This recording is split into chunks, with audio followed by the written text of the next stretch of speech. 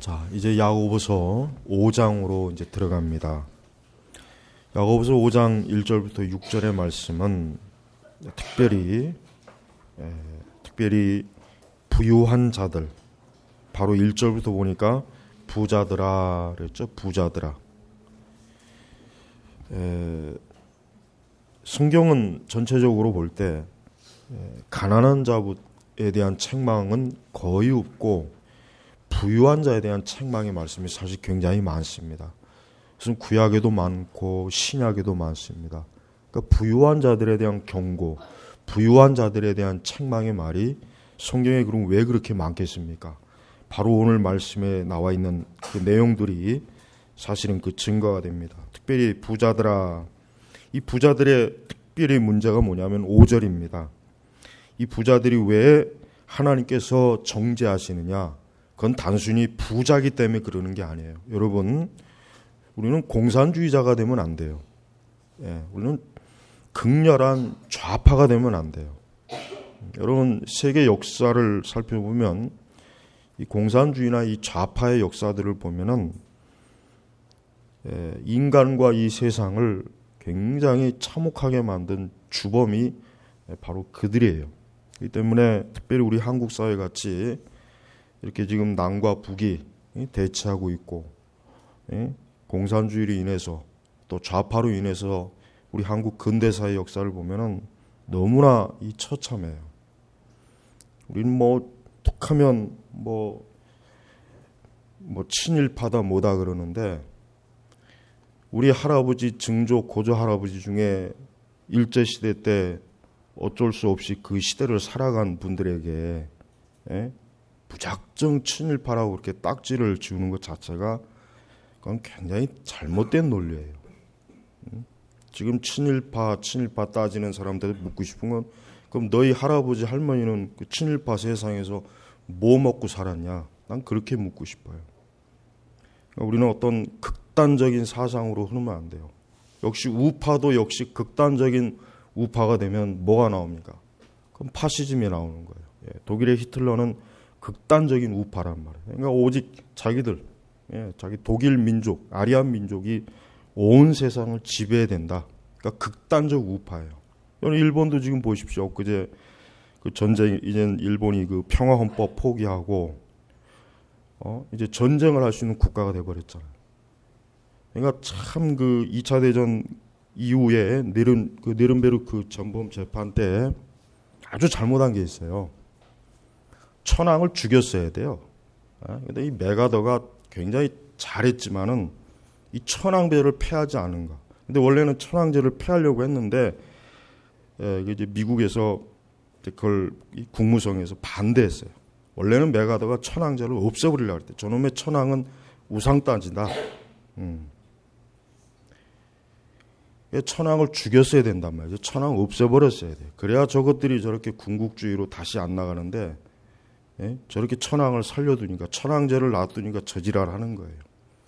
그러니까 여러분 우리는 극단적으로 나가면 안 돼요. 극단적인 좌파가 다 나쁜 건 아니죠. 우리 사회에 건전한 좌파가 없으면은 이 부자들이 설친단 말이에요. 이 부자들이 지 멋대로.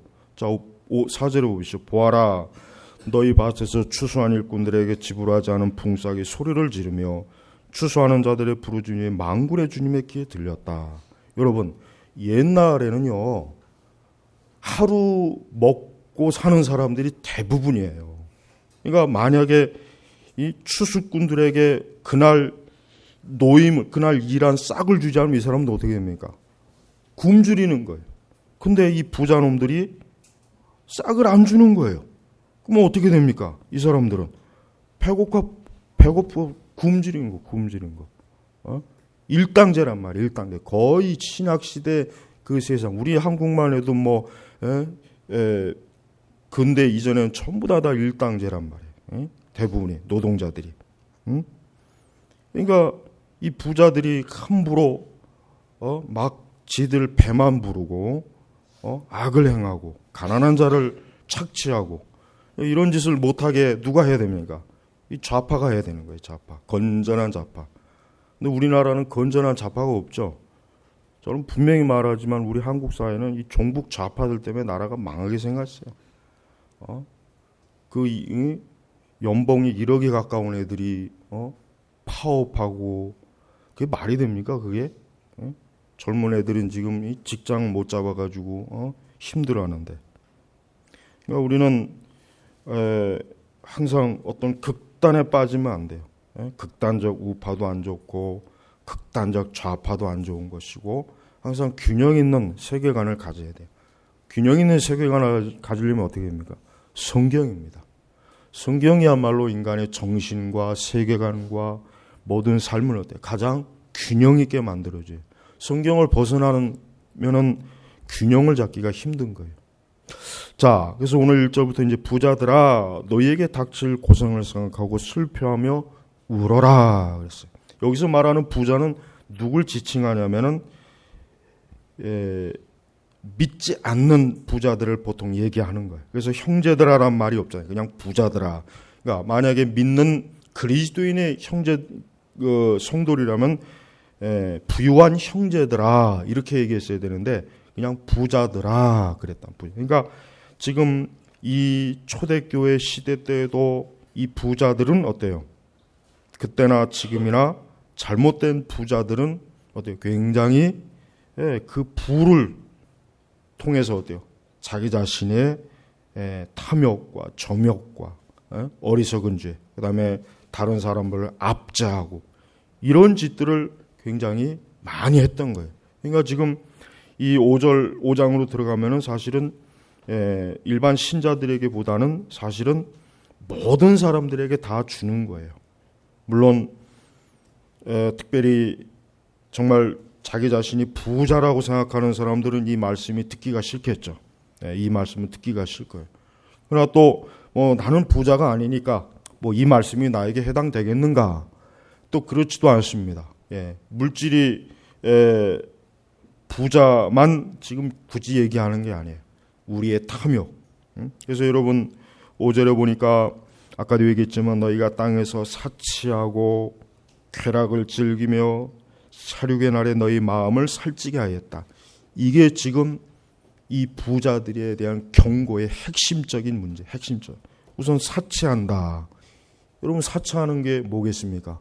사치는 별게 아니죠. 자기가 버는 것 이상으로 돈을 쓰는 건 그건 무조건 사치예요. 내가 100만 원을 버는데 120만 원, 150만 원, 200만 원의 소비를 한다면 뭐야?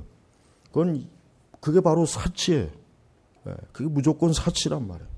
그러니까 자기의 수익보다 많은 것을 쓰면 그거는 사치예요.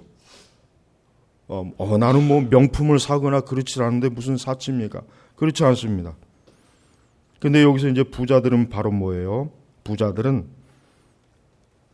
자기가 버는 것, 그것을 어때요? 마음껏 쓰는 거예요. 자기가 버는 것을 하여튼 제한이 없이 쓰는 거예요. 제한이 없이. 그러면서 어떻게 씁니까? 쾌락을 즐기며, 쾌락을 즐기는. 이 쾌락을 즐긴다는 건 뭐예요? 먹고, 마시고, 놀고, 유흥이죠, 유흥. 그걸 얘기하는 겁니다. 간단하죠. 그다음에 또 보니까 살육의 날에 너희 마음을 살찌게 했다. 마음을 살찌게 했다. 이 뜻은 뭘 얘기하는 것입니까? 그들의 탐욕적인 마음을 어때요? 이 탐욕의 마음, 정욕의 마음을 채우기에 바빴다 이거예요. 그러니까 그들이 원하는 욕심과 정욕의 그 마음을 채우는 일에 모든 시간을 다 쓰고 자기 그 물질을 거기에 다 투자한 거예요. 그러니까 이 부자들은 어때요? 자기가 가진 것을 가지고 2절에 보니까 너희의 재물은 썩었고 너희 옷은 좀 먹고. 여러분 옛날에는 이 재물, 특별히 옷이 많은 것도 부자에 속합니다. 여러분 옛날 사람들이 오늘날에야 옷이 너무나 풍부하죠. 그렇지만은 이 과거, 우리 한국도 그렇지만은 이 과거 고대 세계라든가 거의 대부분의 인류 역사에서요, 이 옷이라고 하는 게 한 사람이 2벌, 3벌 가지기가 힘들었어요. 힘들었단 말이에요. 옷이 그렇게 여러분 흔해 빠진 게 아니에요. 지금이야 옷이 너무 흔해 빠졌으니까 좀 입다가 또 그냥 버리고 그렇지 많죠. 여러분 신약 성경 시대에는 이 옷 한 벌 가지고 있는 것만 해도 굉장한 것이에요. 두 벌 이상 가지고 있는 것도 역시 굉장히 엄청난 호사였습니다. 근데 이 부자들은 어때요? 얼마나 옷이 많은지 옷이 좀 먹고 좀이 먹었다. 이거 썩어 나간다 이거. 근데 재물은 썩었고 이 재물과 옷이 좀 먹다는 표현이 뭡니까? 오직 다른 사람을 가난한 자를 구제하거나 없는 사람을 도와주거나 이러기보다는 차라리 그러기보다는 자신들이 가지고 있는 창고에서 썩어 나갈지언정 썩어 없어질지언정 움켜잡고 있는 거예요. 움켜잡고 있는 거예요. 그러니까 하나님께서는 부유한 자들이 자신들의 부를 어때요? 그냥 자기 자신이 먹고 마시고 쾌락과 정욕에 쓰는 것, 그거를 정죄하는 것입니다. 그거를 정죄하는 거예요. 그러니까 부자가 되는 것 자체가 문제가 아니에요.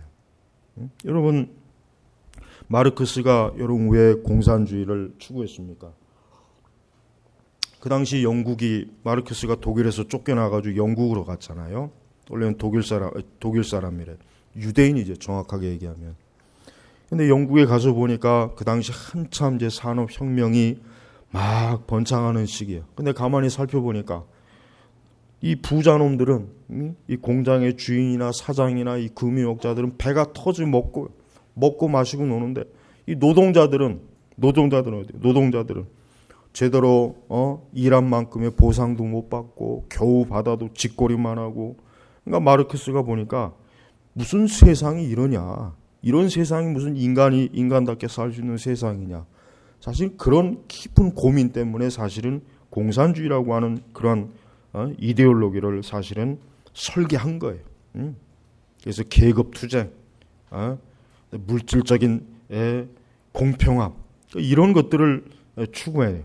근데 그게 이제 결국은 가다 보니까 폭력, 혁명이 되고, 그걸 통해서 전쟁도 일어나고, 테러도 일어나고, 굉장히 많은 문제점이 있었죠. 그러나 한 가지 마르크스가 그래도 정확하게 짚은 건 있어요. 뭐냐? 왜 부유한 자들만 다 배불러 처먹고, 왜 가난한 노동자들에게 나눠주지 않느냐? 저들이 일한 만큼은 나눠줘야 되는 거 아니냐? 좀 공평해야 되지 않는 거냐? 적어도 이런 의문점만큼은 옳은 거였단 말이에요. 근데 너무나 그 방법론 자체가 실제적으로 실천적 방법론 자체가 너무 폭력 혁명을 조장했기 때문에 사실 문제가 컸죠. 그렇습니다. 여러분, 기독교는 부자들의 편에 서서는 안 되죠. 그렇다고 해서 기독교가 또 가난한 자들의 편에 서는 것도 좋은 건 아니에요. 공평해야 돼요. 부유한 자들에게는 오늘 말씀을 근거로 이보시오, 부유한 자들, 당신들은 가진 게 많으니까 그 가진 거 많은 것을 가지고 좀 나눠주시오. 좀 가난하고 불쌍하고 정말 경제적 활동을 할 수 없는 자들, 정말 남이 도와주지 않으면 정말 살아갈 수 없는 자들이 그들에게 나눠주고, 또 사람이 일한 만큼 공평하게 나눠주고, 그래서 서로 모두가 잘 사는 세상을 위해서 좀 당신들이 협력하시오. 이게 교회가 부자들에게 가르쳐야 될 하나님의 교훈이에요. 가난한 자들에게도 역시 필요합니다. 여러분, 가난한 자들에게서 해서 무조건 도움을 받으면 안 되죠. 가난한 자들이라고 해서 우리는 가난하니까 무조건 도움을 받아야 돼. 그게 우리 한국의 그 복지병 아니에요. 복지. 곡간이 거덜나는 건 모르고 맨날 퍼주다가 이제는 그 문제점을 파악하고 있잖아요. 몇십억대의 재산을 가진 사람에게도 국가에서 복지를 주고, 가난에 찢어 죽을 사람도 동일하게 공평하게 복지를 주는, 이건 제대로 된 복지 제도가 아니겠죠. 그러니까 기독교는 뭐예요? 가난한 자들에게는 뭡니까?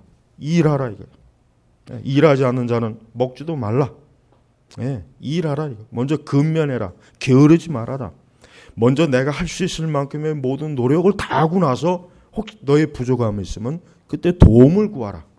바로 그게 기독교적인 정신이에요. 그러니까 기독교는 부자의 편에 서서도 안 되고 가난한 자의 편에 서도 안 돼요. 어느 한쪽에 서는 것은 그건 기독교적인 정신이 아니에요. 그것은 편파적인 거예요.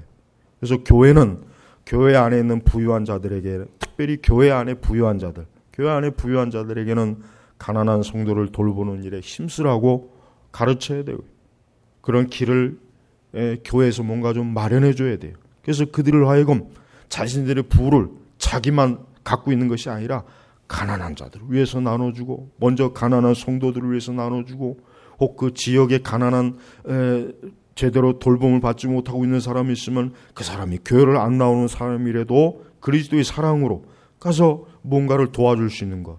이게 바로 이제 부유한 그리스도인들이 해야 될 일이에요.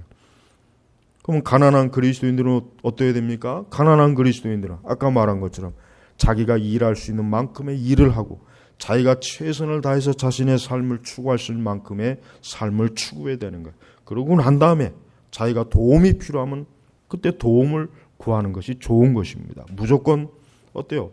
사람은 천성적으로 사람은 어때요? 거저받으면 그 거저받는 거에 대한 고마움과 감사를 모르게. 그래서 여러분 무조건 퍼주는 것 자체가 문제가 되는 거예요. 그건 잘못된, 그건 사람을 망치는 길이란 말이에요. 그가 일할 수 있도록, 그가 근면성실할 수 있도록 가르치고 제도적인 장치를 세워주고, 이런 지혜로운 그러한 사회 질서, 또 그러한 인간 질서를 만들어주는 것이, 이것이 바로 뭡니까? 우리 기독교가 제공할 수 있는 하나님의 진리의 교훈이에요. 바로 그렇지만 이 5장 우리가 읽은 말씀은 그렇지 않은 부자들에 대한 경고와 심판의 말씀. 그래서 이제 너희에게 닥칠 고생을 생각하고 슬퍼하며 울어라 그렇습니다. 지금 사치를 부리고 쾌락을 즐기며 자기의 육신의 정욕의 마음을 살찌는 사람들에게는 무엇이 예비되어 있습니까? 닥칠 고생, 그 다음에 슬퍼하고 울어야 될 하나님의 진노와 하나님의 심판이 그 앞에 있다는 거예요. 여러분, 하나님께서는 이 세상 모든 사람들에게 하나님의 섭리대로 베풀어 주시는 하나님의 물질이 있어요. 부유한 자들은 분명히 하나님께서 주셨기 때문에 그들의 부유를 소유한 거예요.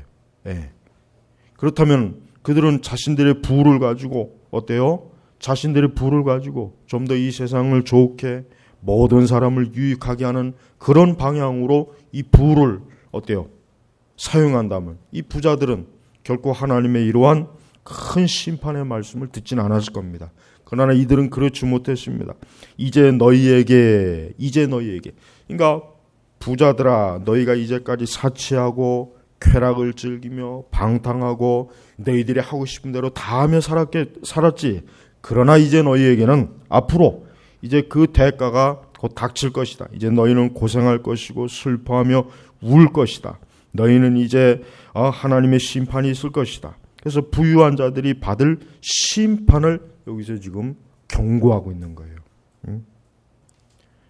아마도 이 말씀을 부유한 자들이 좀 깊이 명심한다면은 자신들이 가지고 있는 부유함이 이것이 자칫하면은 나를 정죄하고 나를 심판하고 나를 하나님의 진노로 빠져들게 하는 그런 요소가 될 수 있겠구나 하고 그렇게 깨달아야 돼요. 특별히 교회 안에 있는 부자. 아까 얘기했지만은 사실 교회 안에 있는 부자들을 보면은 언뜻 좀 생각해 본다면 사실 좀 아쉬운 점이 많아요. 물론 그들 나름대로 하나님을 섬기고 주님의 일을 위해서 뭔가 헌신하는 건 있어요. 그러나 좀 더 그 부자들이 어때요? 좀 더 주님의 영광을 위해서 또 이웃을 위해서 풍성하게 나누는 일에는 사실 우리 한국교회는 좀 교회 안에 있는 좀 부자들은 그런 면에서 상당히 좀 부족한 면이 많이 있습니다. 혹 우리 회중들 가운데 앞으로 부자가 되신다면 오늘 말씀을 잘 귀담아 들으셔서 나는 하나님이 기뻐하시는 그런 부유한 자가 되어보겠다. 나는 하나님이 기뻐하시는 그러한 경건한 부자가 되어서 참으로 그걸 통해서 주님의 영광을 또 이웃을 사랑하고 영혼들을 건지고 주님의 거룩한 일을 하는 일에 한번 풍성하게 쓰겠다. 그런 마음을 먹는다면 하나님이 참으로 기뻐하실 거예요. 그렇지만 자신의 영혼이 구원받고 나는 하나님을 잘 섬기고 있으니까 난 그것으로 됐어. 뭐 더 이상 내가 뭘 더 하겠어. 그저 이런 생각만 가지고 자신의 부유함에 대해서 조금도 책임을 갖지 않는다면 그 사람은 반드시 하나님께로부터 큰 심판과 징계와 경고를 반드시 당할 것입니다. 그래서 2절에 보니까 너희의 재물은 썩었고 너희의 옷은 좀 먹고 너희의 금과 은이 녹슬었으니 그 녹이 너희에게 증거가 될 것이며 불같이 너희 살을 삼킬 것이다. 너희는 마지막 날에도 재물을 쌓았다. 마지막 날에도, 마지막, 여기서 마지막 날은 뭡니까? 두 가지 의미예요. 첫째는 그 신약 성경에 예수님의 비유에 나오는 것처럼 부자, 창고를 많이 지어서 내 부유함을 과시하고자 하는 부자가 예수님 뭐라 그랬습니까? 너의 영혼은 오늘 밤 데려가려니. 그렇습니다. 이 마지막 날, 마치 자기 자신들이 뭐 어때요? 마지막 생명이 꺼지는 그날까지도 저들은 어떻습니까? 부를 쌓았는데 오직 모으는 데만 전심전력 다한 거예요. 또 두 번째 마지막 날이 뭡니까? 예수님의 심판의 날. 이 심판의 날까지. 물론 이 세상은 플라톤이 말하는 것처럼 모든 도시에는 부자와 가난한 자, 가진 자와 가지지 못한 자 간에 영원한 싸움이며 전투가 있을 것이다. 맞아요. 참으로 주 예수님이 오실 날까지 이 세상은 어때요? 분명히 수많은 사람들이 조금이라도 더 부를 쌓으려고 분명히 밤낮으로 수고하고 싸울 것이란 말이에요. 예? 여러분, 모든 전쟁의 근원이 뭐에 있겠습니까? 조금이라도 더 많이 가지려는 것 때문에 전쟁이 일어나는 거 아니겠어요? 전쟁이 그냥 뭐 기분 나쁘니까 전쟁이 일어나는 게 아니죠. 더 많은 부를 추구하기 위해서 사실은 전쟁이 일어나는 거란 말이에요. 그러니까 이 부라고 하는 것은 굉장히 위험한 거예요. 그래서 우리 그리스도인들은 부자가 되고 싶다는 소망을 갖지 않는 게 저는 정상적인 그리스도인이라고 봅니다. 부자가 되고 싶다는 소망보다는 나는 하나님 나라의 부유함을 추구하고 싶다. 이게 참된 믿음을 가진 성도의 진정한 모습이에요. 만약에 예수 그리스도를 잘 믿는데, 그러니까 여기서 잘 믿는다는 건 뭐겠습니까?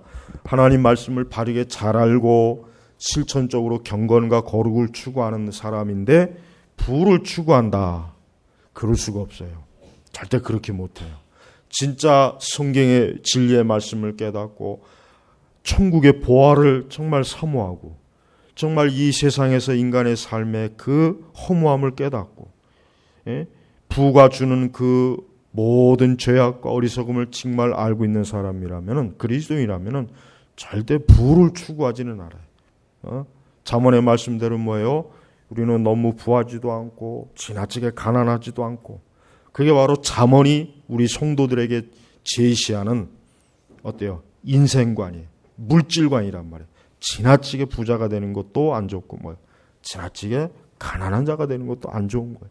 그러니까 우리는 어때요? 하나님 앞에서 우리는 지나치게 부자가 됨으로 말미암아 어때요? 지나치게 부자가 되면 어떻게 되겠습니까? 여기서 보니까 부자가 되면은 오직 이 세상에다만 모든 소망을 다 두잖아요. 오직 자기 육신에다만 모든 다 소망을 둔단 말이에요. 그러니까 하나님 나라, 천국, 복음, 뭐 심판 이런 영적인 가치에 대해서는 그 사람들은 어때요? 아마 그런 얘기를 들으면 콧방귀도 안 낄 거예요. 그런 게 어딨나? 그저 이 땅에서 풍성하게 누리고 잘 먹고 잘 살고 그저 내게 주어진 부를 통해서 마음껏 먹고 마시고 놀러 다니고 여행 다니고 그냥 즐기고 이게 삶의 낙이지 무슨 하나님의 나라가 어디 있고 천국이 어디 있느냐. 아유 그런 지루한 얘기 하지 말아라. 분명히 그들은 그럴 거예요. 또 가난하면 어떻게 했습니까? 가난하면 내가 지금 교회 갈 시간이 어디 있습니까? 난 지금 먹고 마시는 이 살기에도 바쁩니다. 난 지금 교회 가서 한가하게 그렇게 가서 예배 드릴 시간이 없어요. 나는 말씀 읽을 시간이 없어요. 나는 기도할 시간이 없어요. 난 지금 먹고 살기에 바빠요. 가난한 자들은 또 정말 이래요. 그래서 성경에서 바로 말하는 게 뭐예요? 지나치게 부자가 되는 것도 좋은 것이 아니고 지나치게 가난한 자가 되는 것도 좋은 게 아니에요. 그래서 절대 기독교는 아까 얘기했죠. 가난한 걸 추구하는 것도 아니고 부자를 추구하는 것도 아니에요. 기독교는 뭡니까? 내가 이 땅에서 하나님이 주신 삶을 온전하게 누리면서 경건하고 거룩하게 살면서 하나님 나라에 들어가는데 지장이 없으면 되는 거예요. 근데 하나님 나라를 향하여 가는데 지장이 있을 정도로 뭔가 내 삶에 이런 물질적인 데 어려움이 있다면 그거는 정말 잘못된 거예요. 그래서 여러분 정말 예수님 믿는 사람들 중에 내 가난 때문에 내 신앙에 위협이 오기 어려움이 온다면 그 사람은 하나님 앞에 물질을 구하세요. 그거 죄 짓는 거 아니에요. 그 은사주의 아니고 기복주의 아닙니다. 내가 지나치게 가난한 것 때문에 주여 내가 신앙생활하는데 지장이 옵니다. 내가 너무 가난해서 내가 하나님을 좀 더 잘 믿고 싶은데 지장이 옵니다. 주여 이건 아무래도 안 되겠습니다. 하나님 내가 하나님을 온전하게 그래도 믿을 수 있도록 그래도 내 물질을 너무 가난하지 않도록 해주세요. 이런 기도 그런 기도 해야 돼요. 그건 지혜로운 거예요. 항상 가난한 게 경건한 거니까 그건 미련한 거예요. 미련한 거란 말이에요. 또 반대로 내가 너무 돈이 많으니까 거기에 마음이 자꾸 빼앗기는 거예요. 돈이 너무 많으니까 놀러 갈 때가 너무 많고 여행 다닐 때가 너무 많고 먹고 마실 때가 너무 많고 친구들이 너무 많고 뭐 이 부유함 때문에 기도하는 시간이 생기지 않고 예배드리는 시간도 빼앗기고 경건하게 하나님을 말씀을 읽고 하나님의 영광을 위해서 살기에 많은 지장이 온다면 정말 용기 있게 주여 내게 너무 지나친 부가 있어서 이것 때문에 내가 하나님을 등한히 하고 있습니다. 주여 내가 이 너무 지나친 부를 갖지 않도록 내가 가지고 있는 부를 주여 좀 줄여주십시오. 근데 이런 기도하는 사람은 없을 거예요. 이런 기도하는 사람은 가르치지도 않아요. 나는 은사주의 목사님들이 설교할 때 보면은 부를 추구하는 설교를 많이 해요. 하여튼 직간접적으로. 그러나 여러분들이 너무 많이 가지고 있으면 좀 하나님 앞에 그 가난한 걸 좀, 그 부유한 걸 좀 없어지게 해주세요라는 그렇게 설교하는 설교는 이제 한 번도 들어본 적이 없어요. 그런 책도 못 봤어요. 근데 사실은 그게 지혜로운 기도예요. 왜? 하나님 말씀에 근거해 보면 너무 많은 걸 가짐으로 말미암아 어때요? 정말 그것이 내 영혼을 빈곤하게 하고 나를 사치하게 만들고 자꾸 나를 쾌락으로 쫓게 만들고 자꾸 내 마음에 육신의 정욕을 살찌게 한다면 정말 자신의 영혼을 생각하고 그리스도를 보배로 여긴다면 천국을 정말 중요하게 여긴다면 내가 이렇게 많은 부 때문에 내가 지금 영적으로는 이거 완전히 지금 문제가 크구나. 이래서는 안 되겠구나. 이 많은 부를 어떻게 좀 처리해야 되겠구나. 그게 진정 경건한 사람의 모습이에요. 특별히 우리 젊은 청년들은 거의 대부분이 아마 물질에 대한 앞으로 잘 살고 싶다고 하는 마음이 많을 거예요. 잘 살고 싶다. 물론 그 마음이 뭐 누구나 다 어떻게 보면 인간의 본성에서 나오는 마음이에요. 누구나 다 아마 그런 마음이 있겠죠. 꼭 뭐 남녀노소를 불문하고 다 그럴 겁니다. 그러나 적어도 예수 그리스도를 믿고 교회를 다니고 신앙생활하는 우리 청년들이라면은 무작정 하나님 앞에 부자가 되게 해달라거나 물질적으로 풍성하게 해달라거나 그런 기도를 하면 안 돼요. 왜냐하면 그런 기도는 어리석은 기도예요. 그게 바로 정욕으로 쓰려고 하는 기도란 말이에요. 오히려 우리 청년들은 어때요? 내가 하나님을 섬기고 경건하게 신앙생활하며 주님을 영화롭게 할 수 있는 그런 삶을, 그런 정도의 삶을 살 수 있도록 하나님 나에게 축복해 주시옵소서. 그렇게 기도하는 게 좋습니다. 그냥 아무 생각 없이 무조건 많은 걸 주십시오. 무조건 많은 걸 하나님 난 원합니다. 그런 기도와 그런 소망을 가진 사람들은 그거는 앞으로 죄를 많이 짓겠다고 하나님 앞에 결심하는 거나 다를 바가 없어요.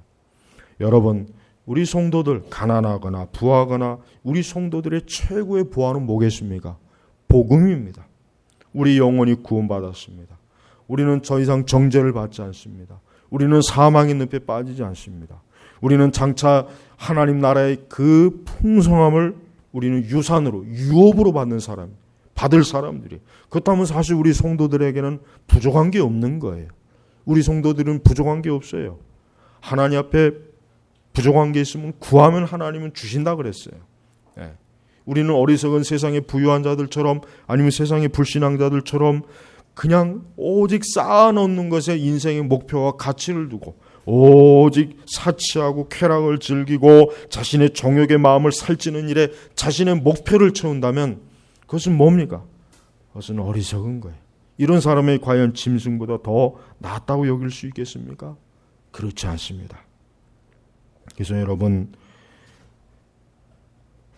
우리 성도들은 부자들에 대한 어떤 부러워하는 마음, 그런 마음을 갖지 말고 하나님께서 내게 주신 것을 가지고 자족하는 마음을 가지고 또 내게 주신 것을 통해서 하나님을 섬기고 경건하게 살아가는 그것을 최고의 가치로 여겨야 돼요. 그 이상은 좋은 게 아니에요. 그 이상은 여러분 하나도 나아진 게 아니에요. 여러분 지금도 전 세계에서 가장 돈을 많이 버는 사람이 누굽니까? 엘비스 프레슬리예요. 그 사람 이미 죽은 지 오래전에 죽었어요. 오래전에 마약으로 죽었어요. 근데 지금도 그의 그 저작권이라든가 그의 그 유산을 통해서 엄청나게 많은 돈이 지금도 계속해서 들어오고 있어요. 하지만 뭐 엘비스 프레슬리가 그 돈을 쓰고 있습니까? 한 푼도 못 써요. 여러분, 우리 성도들이 정말 추구할 것은 부자가 되는 게 아니죠. 우리 성도들이 정말 추구할 것은 뭡니까?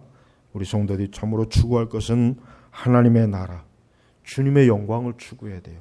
이게 전부가 되어야 돼요. 이것이 우리의 소망이 돼야 돼요. 나는 이 다음에 하나님 나라를 유업으로 받는 것, 이게 나의 가장 큰 소망이고 이게 나의 가장 큰 바람이고 난 이것이 최고로 좋아. 난 이 이상 그 외에 이 세상 그 어떤 것을 풍성하게 안겨주는 거기에 우리의 마음이 빼앗기지 않도록 하는 것, 이게 참으로 경건한 사람의 표지가 되는 거예요. 근데 이게 쉽지가 않죠. 왜 그렇습니까? 오늘 우리가 사는 세상은 어때요? 물질 중심의 세상이잖아요. 오늘 우리가 사는, 우리 그리스도인들이 사는 이 세상 자체가 어때요? 부유한 자들이 좋아하는 세상, 부를 추구하도록 하는 세상, 부가 전부라고 여기는 그러한 가치관과 그런 목적으로 지금 돌아가고 있는 세상에서 우리가 살고 있어요. 그러니까 힘든 거예요. 그러니까 우리는 이러한 부분에 있어서도 영적 싸움이에요. 물질 자체도 뭡니까? 물질적인 것으로 끝나면 좋은데 이것 자체가 뭡니까? 영적 싸움이에요. 영적 싸움. 영적 싸움이란 말이에요. 그러니까 이런 영적 싸움에서 우리가 승리하려면 어떻게 되십니까? 우리 자신이 철저하게 자족하는 마음을 가지고 죄를 지으면서 부를 쌓지 않도록 참으로 자기 자신을 잘 경계해야 되겠고, 또 뭡니까? 우리는 이 부유함으로 인하여 어리석은 죄를 짓지 않도록 참으로 주의를 다해야 돼요. 그래서 여러분, 청교도들의 특징이 뭡니까? 청교도들의 검소함이잖아요. 검소함. 이 청교도들은 검소함이 특징이에요. 검소함. 그들은 많은 부를 가지고 있어도 그 부를 과시하거나 그런 걸 굉장히 죄악되게 여겼어요. 그래서 지금은 많이 사라졌지만 이 청교도 정신이라는 게 있잖아요. 청교도. 이게 근검 정신이거든요. 근검. 여러분, 그 뭐 예를 들면 미국 사람들 이렇게 막상 보면은 영화 속에서나 뭐 미국 사람들이 뭐 화려한 걸 이렇게 보이는지 실제로 그 사람들의 일상적인 삶은 굉장히 어때요? 단순하고 수수하단 말이에요. 대부분의 사람들이. 세계에서 제일 옷 잘 입는 민족이 우리 민족이래잖아요. 외국 사람들이 좀 명동이나 뭐 이런 시내 가면 놀란대. 옷을 너무나 잘 입고 다니니까. 제일 너무 잘 입고 고급스럽게 입고 다니는 거예요. 그걸 놀란대잖아요. 근데 막상 부유한 이 선진국 사람들은 옷을 화려하고 멋있게 입는 것보다는 어때요? 실용적으로 입자. 실용적이에요. 그러다 이제 어떤 특별한 그런 자리에 있어서나 이제 옷을 갖춰 입잖아요. 여러분, 우리 성도들은 이 청교도의 이 정신, 특별히 검소함을 길러야 될 필요가 있어요. 우리는 검소해야 됩니다. 검소한 것 때문에 잘못될 일은 없어요. 오히려 뭡니까? 사치하고 쾌락을 즐기고 육신의 정욕의 마음을 살찌면 어떻습니까? 이게 바로 하나님께로부터 죄의 심판을 받는 거예요. 이런 사람이 예수님을 믿겠습니까? 사치를 좋아하는 사람이 예수님을 믿겠습니까? 쾌락을 좋아하는 사람이 하나님께 예배를 드리겠습니까? 육신의 마음을, 정욕의 마음을 살찌게 하는 사람이 경건하고 거룩한 걸 추구하겠습니까? 전혀 그렇지가 않단 말이에요. 그러면서 이 사람들이 또 치명적인 문제가 보니까 6절에 보니까 너희가 의로운 자를 정죄하고 죽였으나 그는 너희에게 대항하지 않았다. 여러분, 이 말씀 한 구절만 보면은 마치 꼭 예수님을 지칭하는 것 같지만 그러나 예수님이 아닙니다. 대다수의 주석가들은 이 말씀을 예수님이 지적하는 것, 예수님을 의미하는 것이 아니라 뭡니까? 부유한 자들이 죽이는 가난한 자를 얘기한다고. 그러니까 여기서 부자들이 또 큰 죄가 뭡니까? 가난한 자들을 죽이는 거예요. 그들을 억압하는 거예요. 그들을 억울하게 그들을 죽이는 거예요. 근데 이 가난한 자는 뭐예요? 그 부유한 자에게 대항할 수 있는 힘이 없어요. 힘이 없어요. 그러니까 죽을 수밖에 없는 거예요. 그러니까 이 야고보가 단호하게 너희 부자들이 너희 가난한 자를 죽이지 않았느냐. 그 가난한 자는 힘이 없어서 너희에게 대항도 하지 못하고 죽었다. 그래요. 예? 여러분, 부유한 자가 가난한 자를 죽이는 방법은 많아요. 부유한 자가 가난한 자를 죽이는 방법은 굉장히 많습니다. 예. 여러분, 부유한 자가 잘못을 저질러도 돈을 많이 써서 169 변호사를 쓰면 어떻게 됩니까? 그럼 웬만하면 다 빠져나와요. 그러나 가난한 자는 그럴 만한 돈이 없으니까 자기 심지어 억울한 거, 잘못한 거에 어쩔 수 없지만 억울한 것도 해결하지 못하는 일들이 많아요. 이게 바로 이런 자본주의 사회, 이런 우리가 사는 이러한 세계 하나의 참 큰 잘못된 점이란 말이에요. 성도 여러분, 말씀을 맺겠습니다. 영적 부유함을 추구하십시오. 영적인 부유함을 추구하십시오. 우리 성도들은 영적인 부유함은 아무리 많이 추구해도 모자라지 않아요. 그래, 육신적인 부유함은 한계를 정해야 되겠죠. 어느 이상 부유하게 되면 분명히 어때요? 사치하고 쾌락, 육신의 정욕에 빠져요. 100% 빠지게 돼 있어요. 나는 절대로 안 빠질 거야. 그 사람이 제일 먼저 빠져요. 그러나 영적인 부유함은 아무리 부를 쌓아도 괜찮아요. 참으로 영적인 부유함을 소유한 사람이 돼야 돼요. 오늘 우리 시대 그리스도인들은 참으로 영적인 부유함이 없죠. 영적으로 너무 가난하죠. 영적으로 너무 지나치게 가난하죠. 그냥 가난한 것도 하고 너무 지나치게 가난해요. 하나님의 말씀에 대한 것도 잘 모르죠. 기도도 잘 안 하죠. 성경도 잘 안 읽죠. 자신의 영혼에 대해서 진지한 각성이나 살펴봄도 없죠. 자신의 인생의 목적이 무엇인지 잘 모르고 그냥 하루하루 그냥 되는 대로 살죠. 교회를 다녀도 전혀 그 사람이 영적인 사람으로 거의 변화가 잘 안 되는 경우도 많이 있죠. 영적으로 부유하지 못한 가난한 사람들이 너무 많아요. 삶 전체의 목적을 하나님 나라에다 두고 자신의 삶을 계획하고 전개하는 그런 신자들이 너무나 드문단 말이에요. 그러니까 전부 영적으로 너무 가난해요. 오히려 육신의 부유함을 그 대신 더 추구하는 아주 비정상적인 이상한 신앙이 지금 교회 안에 여전히 어때요? 여전히 유행하고 있어요. 여전히. 여러분 지금도 순복음교회 가보십시오. 거기 보면 예배 끝나게 되면은 꼭 그 삼박자 구원에 대해서 꼭 한 번씩 외치고 다짐하고 그런 식으로 하고 예배를 끝나더만요. 지금도 여전히 육신의 부유함이 영적인 하나님의 축복이라고 하는 생각을 여전히 계속 주입하고 있어요. 그러니까 이런 식의 기독교가 지금 우리 한국교회에 여전히 지금 뿌리 깊단 말이에요. 이런 식으로 돼가면은 여러분 교회는 참으로 소망이 없어요. 혹시라도 많은 것을 가졌을지라도 그의 영혼은 어때요? 그의 영혼은 너희에게 닥칠 고생을 생각하고 슬퍼하며 울어라. 이런 정죄의 경고의 소리밖에는 들을 수가 없는 것이에요. 우리 제네바 개혁교회 성도 여러분들은 영적인 부유함을 추구하시고 하나님 나라의 소망을 두시고 자신의 육신의 부유함에 망상에 빠지지 말고 거기에 치중하지 말고 거기를 목적으로 두지 말고 참으로 하나님께서 나에게 주신 모든 삶을 주님의 영광을 위해서 또 내 영혼의 유익함을 위해서 또 하나님 나라에서의 영원한 삶을 위해서 그렇게 사는 참된 우리 성도들이 되길 주의 이름으로 축복합니다. 기도하겠습니다. 하나님 아버지 감사합니다. 우리 시대는 부자가 존경받고 또 부자가 영웅이 되고 또 부유함을 추구하는 것이 온 사회 곳곳에 지금 퍼져 있습니다. 이러한 가운데서 저희가 오늘 말씀을 들어보면 참으로 현실하고 맞지 않는 그런 말씀일 수도 있겠지만은 그러나 하나님의 말씀은 진리요 생명이오니 우리 제네바 개혁교회 온 교우들은 이 생명의 말씀을 귀담아 듣고 참으로 자신의 삶을 주님의 영광에 맞추는 그런 삶으로 더욱 신속하고 급하게 또 견고하게 나아가도록 인도하여 주시옵소서. 감사하며 살아계신 우리 주 예수님의 이름으로 기도 올렸습니다. 아멘.